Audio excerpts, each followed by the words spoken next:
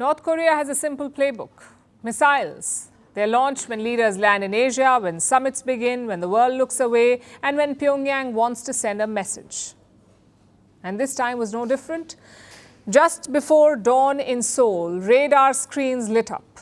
A few blips appeared over the Korean peninsula.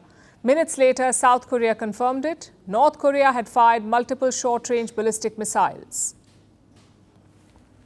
It's the first such launch in 5 months, and as always, the timing was no coincidence. It comes just days before US President Donald Trump begins his Asia tour.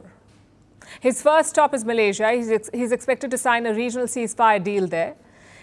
The next stop is Japan. The country has a new Prime Minister, Sanae Takaichi. On the agenda is a trade deal. And the final stop for Trump is South Korea. Now, every stop matters, but the last one is the most important. South Korea is preparing for the APEC Summit, the Asia-Pacific Economic Cooperation. It's a group of 21 countries around the Pacific. They work together to make trade easier and boost economic growth.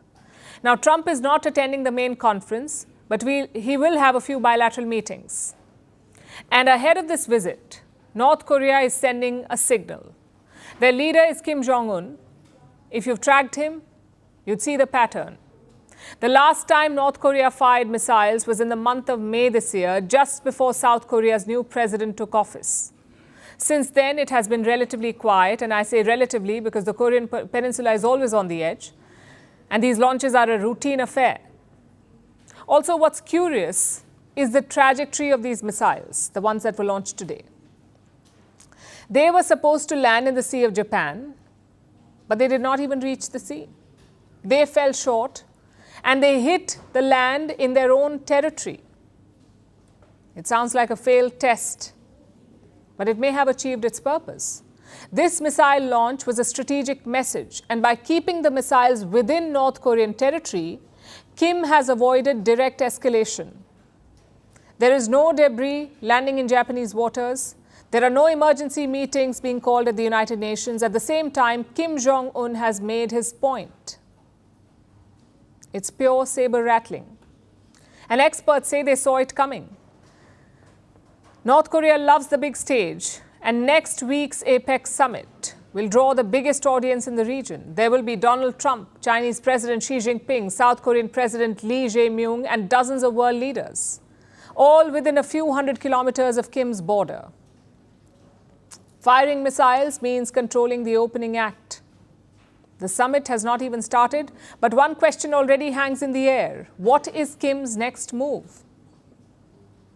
So North Korea may not be part of the summit, but it still dominates the conversation. But will this get Kim a meeting with Trump?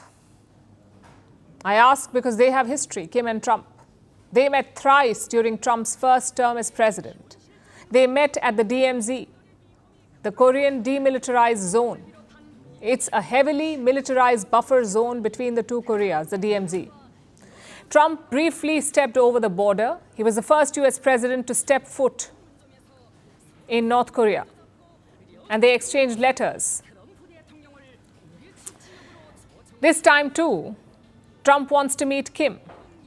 He has talked about it. Reports suggest that US officials discussed setting up a meeting, but there was skepticism and no serious logistical planning. However, the idea was floated because for Donald Trump, these meetings are less about arms control and more about headlines. I guess the real question is, did the North Korean leader want a meeting? Because he doesn't have to sit across a table to make his point. He's already done that with a missile launch before breakfast. So even as Trump prepares for his big Asia tour, one thing is already clear. No matter who sits at the summit table, Kim Jong Un has already taken his seat. Want the facts? The latest developments? News that gets straight to the point. Well, we've got all three just for you. This is Firstpost Live, a brand new show, your window into what really matters. Don't miss it.